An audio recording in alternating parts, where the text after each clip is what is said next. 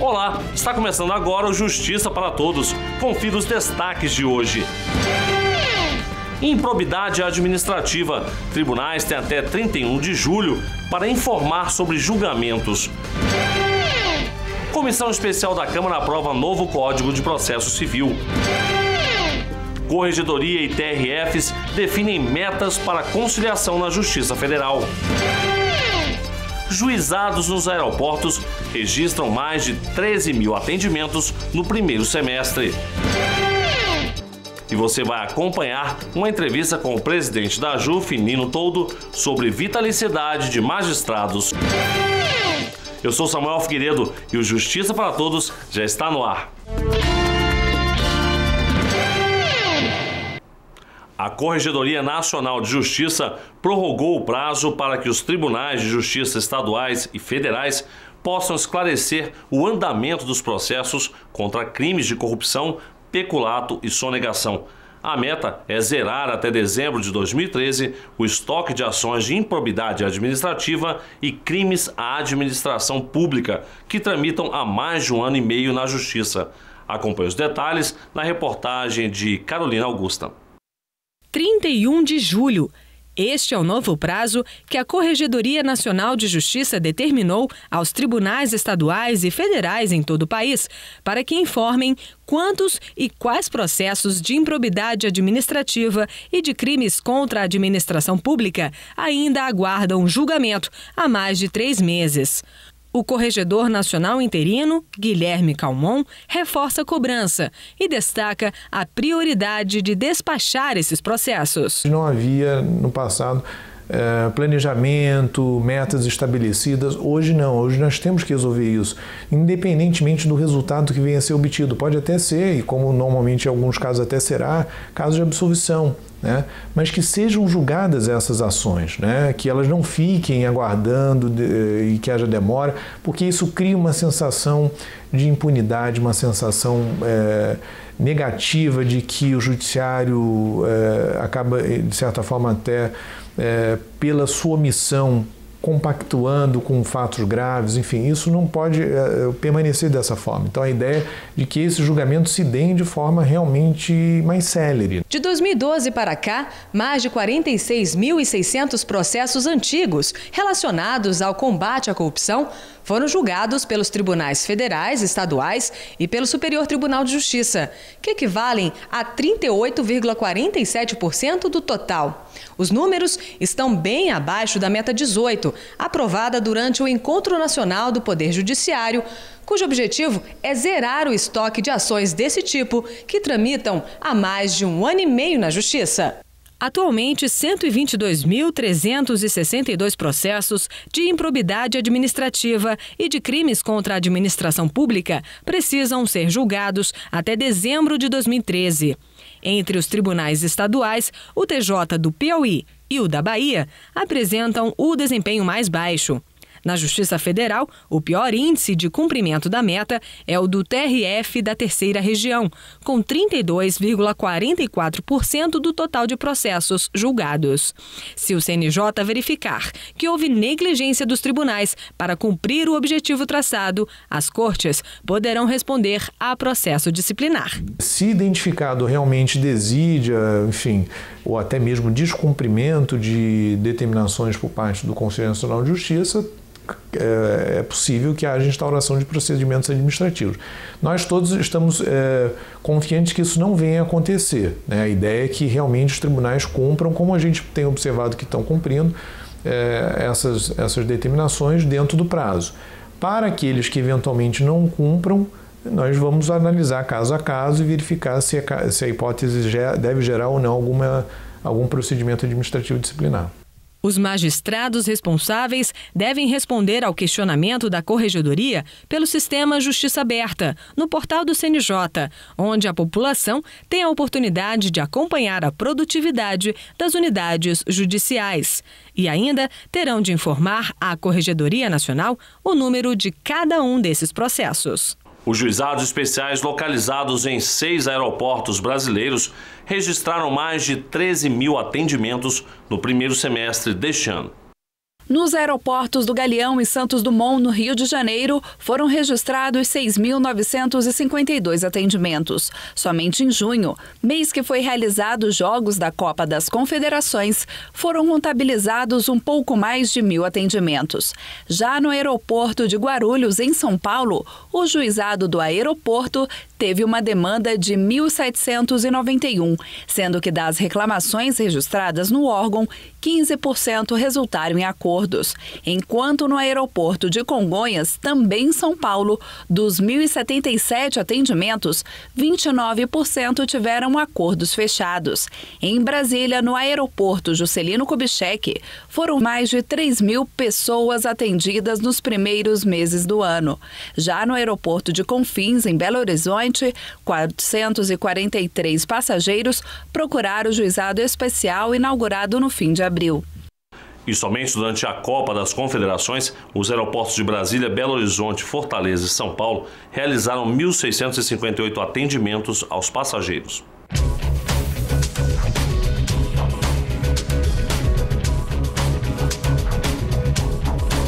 O Superior Tribunal de Justiça e o Conselho da Justiça Federal vão realizar entre os dias 6 e 8 de novembro o 4º Congresso Brasileiro dos Serviços de Saúde do Poder Judiciário. São 350 vagas oferecidas aos profissionais da área para debaterem ações de saúde assistenciais, preventivas e atividades periciais.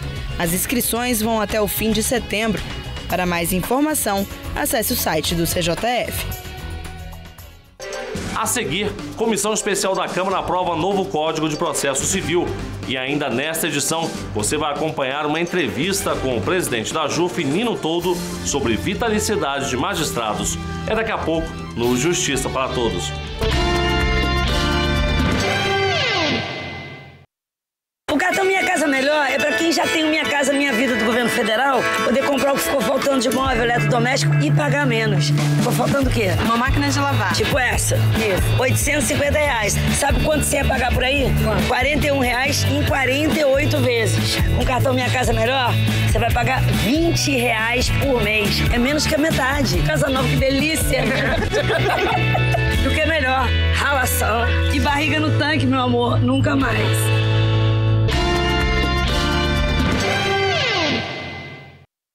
Foi aprovado pela Comissão Especial da Câmara dos Deputados o projeto do Código de Processo Civil. Agora, a matéria segue para análise do plenário da Casa. Durante a sessão da Comissão Especial, foram aprovados 4 destaques ao relatório do Código de Processo Civil, de autoria do deputado federal Paulo Teixeira, do PT de São Paulo. O projeto determina as regras de tramitação de todas as ações não criminais, o que inclui direito de família, do trabalho, do consumidor, ações de indenização, entre outros. O novo CPC prevê que os litígios sejam julgados por ordem cronológica, evitando que causas antigas fiquem sem julgamentos. O projeto de lei deve ser analisado pelo plenário da Câmara dos Deputados. Mais de 13 mil processos devem ser resolvidos por meio de conciliação no segundo semestre deste ano pela Justiça Federal. Esta é a meta estabelecida entre a Corregedoria e os tribunais regionais federais para casos que envolvam créditos financeiros de habitação e ações de gratificação de desempenho devida a servidores públicos. A conciliação tem sido uma alternativa mais rápida, barata, pacífica e efetiva para solucionar conflitos judiciais. E é desta forma que a Corregedoria Nacional de Justiça e os tribunais regionais federais da primeira e da segunda região firmaram um acordo e traçaram metas para resolver mais de 13 mil processos no segundo semestre deste ano. Em reunião com a Caixa Econômica Federal, a empresa gestora de ativos e a Advocacia Geral da União, a coordenação do sistema de conciliação do TRF da primeira região se comprometeu a solucionar pelo menos 5 mil contratos que envolvem o antigo sistema financeiro de habitação ou créditos comerciais negociados pelo banco. Já no TRF da segunda região, a meta é conciliar pelo menos 2.500 processos desta natureza.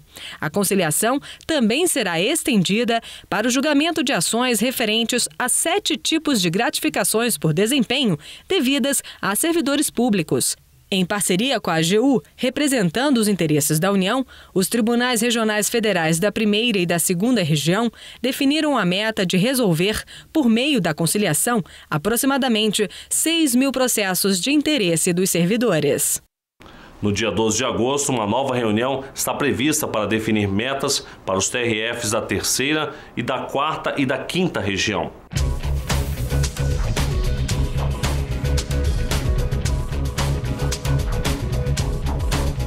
O Tribunal Superior Eleitoral abriu a exposição Voto no Brasil, uma história de exclusões e inclusões. A mostra, que conta a história das eleições no país de 1532 até os dias de hoje, fica aberta ao público até 19 de dezembro no Museu do TSE em Brasília. E veja a seguir uma entrevista com o presidente da JUF, Nino Toldo, que vai falar sobre vitaliciedade de magistrados, entre outros assuntos. É daqui a pouco, logo depois do intervalo. Não saia daí. O cartão Minha Casa Melhor é para quem já tem o Minha Casa Minha Vida do governo federal, poder comprar o que ficou faltando de móvel, eletrodoméstico e pagar menos. Ficou faltando o quê? Uma máquina de lavar. Tipo essa. Isso. R$850. Sabe quanto você ia pagar por aí? R$41 em 48 vezes. Com o cartão Minha Casa Melhor, você vai pagar R$20 por mês. É menos que a metade. Casa nova, que delícia! Do que melhor, ralação e barriga no tanque, meu amor. Nunca mais.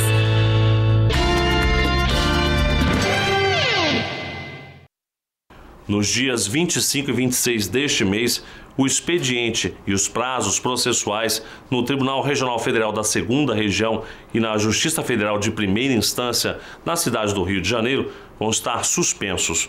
O motivo é a realização da Jornada Mundial da Juventude, onde a capital carioca vai receber a visita do Papa Francisco.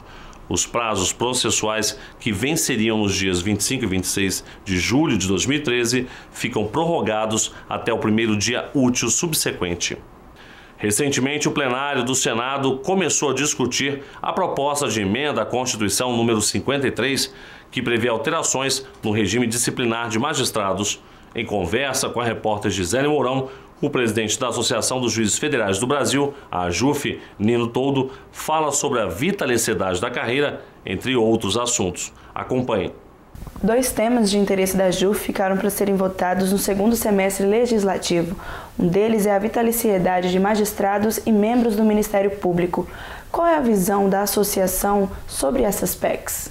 Nós, das associações de classe da magistratura, procuramos mostrar aos senadores e também aos deputados que existem situações em que a aposentadoria compulsória até se justificaria como pena. Mas, por parte dos senadores, dos parlamentares de modo geral, e isso não há a compreensão dessas hipóteses específicas em função daquilo que a sociedade entende como sendo a aposentadoria compulsória. As pessoas acreditam que a aposentadoria compulsória seja um prêmio, e prêmio para o juiz faltoso, o juiz criminoso. E nesse caso, a AJUF e as associações de classe da magistratura, as demais associações, têm compreensão, e digo especificamente pela AJUF.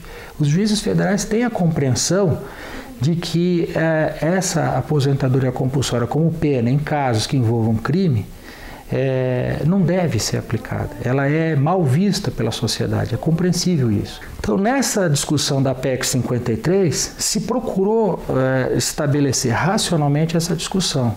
Mas, diante daquele clamor, daquela movimentação, daquela necessidade de resposta do parlamento aos anseios da sociedade, se preferiu estabelecer um regime em que se extingue por completo a aposentadoria compulsória, independentemente do fato que leve, do fato que o juiz ou membro do Ministério Público tenha cometido. Então, no texto de consenso que se estabeleceu entre os senadores, ali, as lideranças do Senado, os partidos, tudo, e ouvidas as associações, a que se chegou? Então, agora, pelo regime proposto, deixará de existir a pena de aposentadoria compulsória, mas haverá a pena pode haver a remoção compulsória, suspensão por até 90 dias e a disponibilidade por até 2 anos. E aqui acho que houve um avanço, porque pelo regime atual, a pena de disponibilidade não tem um limite máximo.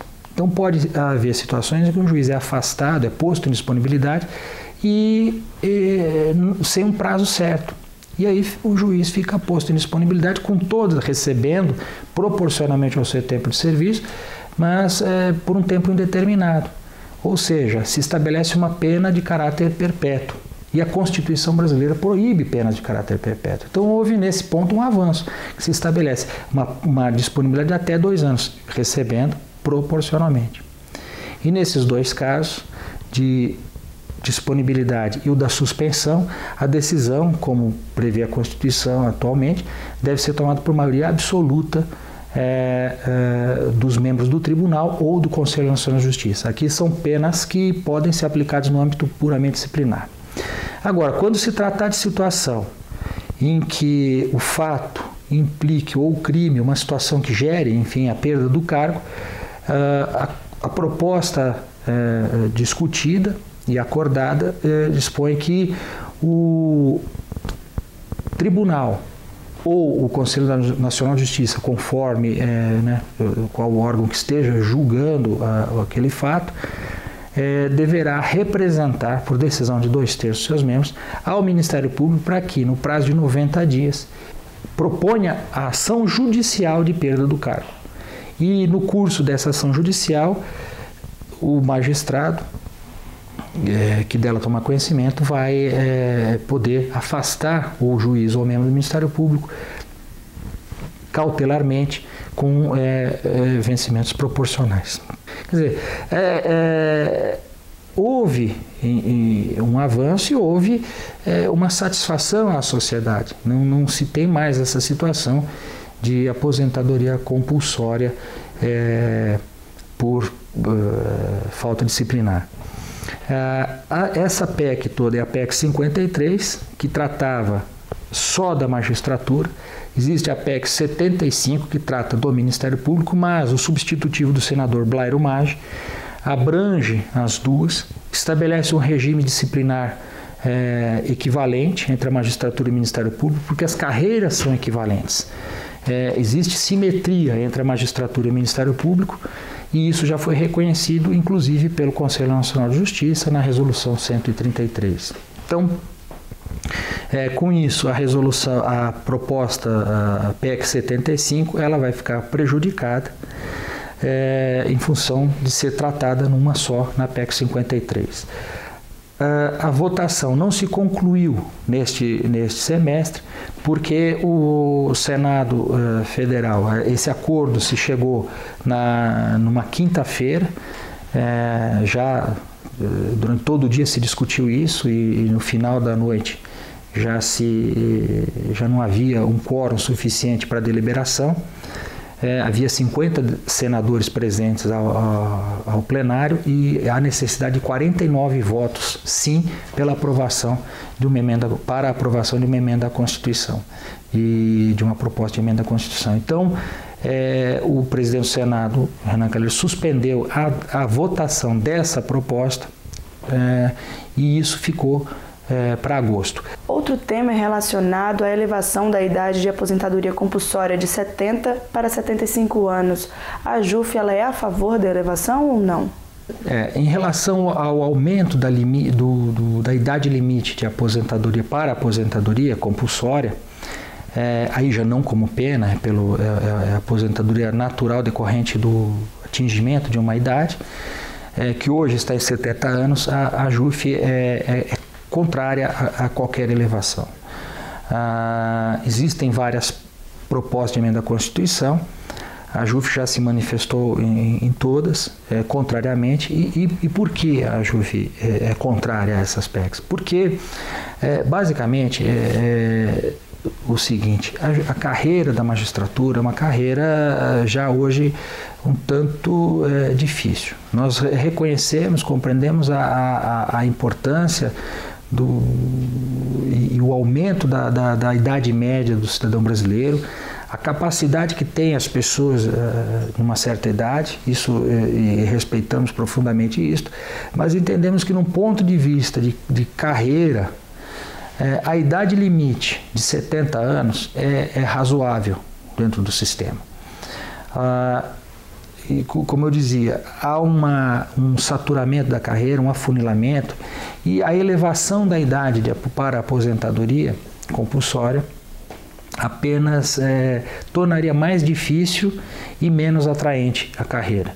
Então é preciso pensar naqueles que atingem uma idade mais madura, porém também temos que pensar naqueles que ingressam na carreira e aqueles que estão no meio dela.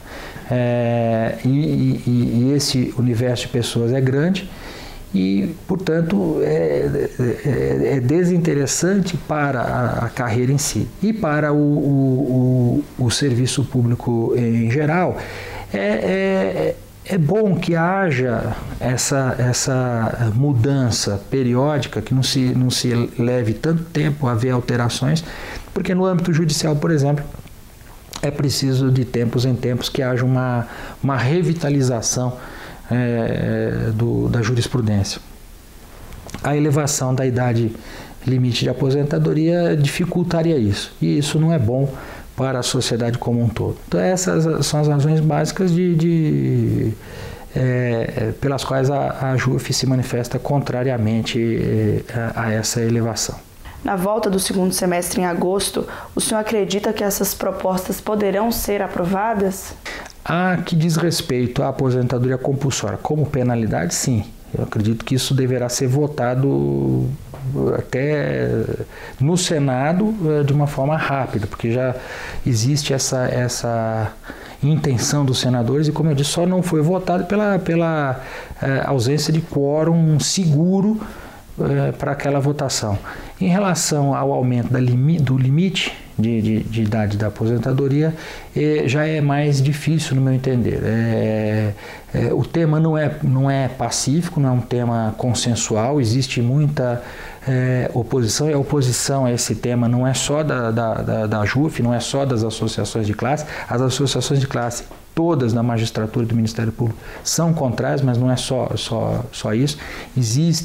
É um tema que gera divergência muito grande no âmbito do Poder Judiciário e do Serviço Público em geral. Então eu não creio que essa matéria seja julgada, seja votada num prazo tão curto, né, no segundo semestre, porque em muitas situações dentro do Parlamento brasileiro, para que haja uma votação, é necessário consenso. E essa matéria não tem consenso.